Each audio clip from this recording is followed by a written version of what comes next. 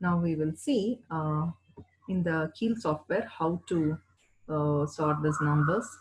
So first let us find the errors. This is an ascending order. So we'll try to trace this. Yes, there are no errors. So we'll go for debugging.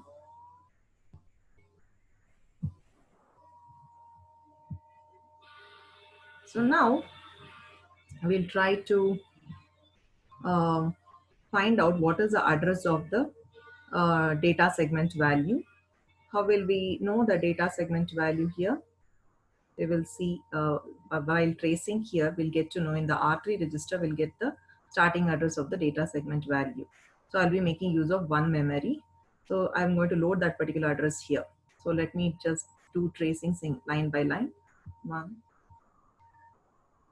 Yes, I got R3 value. R3 is loaded with a D value. What is the D value starting address? 400. So in this address, you will get the array.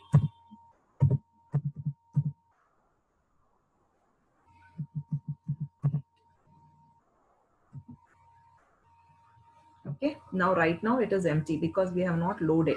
From the code segment, we will be loading one by one. You can observe that when I'm tracing.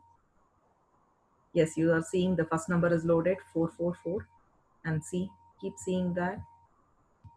The next number is loaded. The next. And the next. So 4 numbers are loaded. Now the comparison will start. So you can see the comparison. So it will be tracing. You can see the memory segment, how it is getting changed. You can see how it is getting changed. Keep watching the memory, how it is getting changed. It's the ascending order.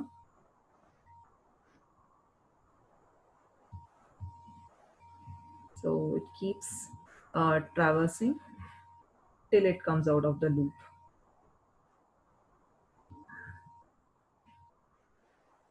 Keep watching. Keep watching the memory segment. Yes, it came to stop, B stop. So now if you see the memory, it is all in the sorted array. It is in the ascending order. In the same way, you can also try descending order. We can see that. Let us close this project. Open another project that is descending. We'll open it. So the only change between the ascending and descending is there it is BLT. In this case, it is BGT, that is branch greater. There it was branch lesser. So now let's check for errors. This is descending. No errors. And now let us debug. Let's debug. Let's see the memory.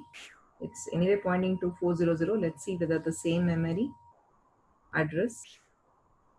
Let us check R3. Keep checking R3. Yes, R3 is holding the same address. That is 4000. So the data segment address is, starting address is this. So all the numbers from the code segment will be loaded into the data segment, and later the comparison starts.